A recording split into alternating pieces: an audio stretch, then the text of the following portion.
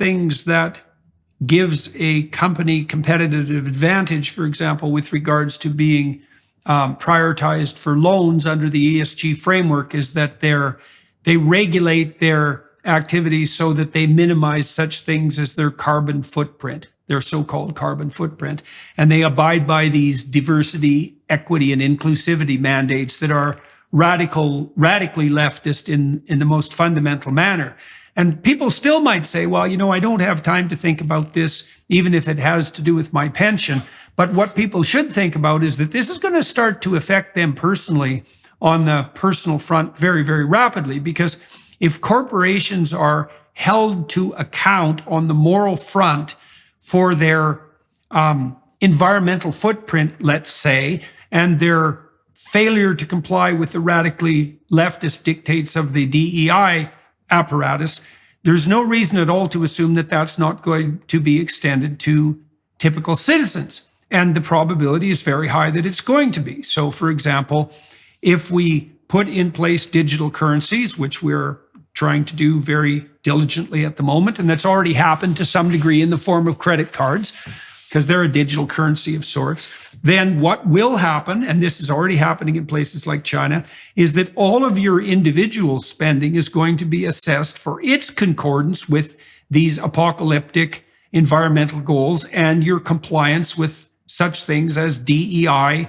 as the DEI ethos. And that if you don't abide by those norms, you will be punished through taxation, first of all, through moral warnings, but then through taxation. That's as certain as the sun will rise tomorrow.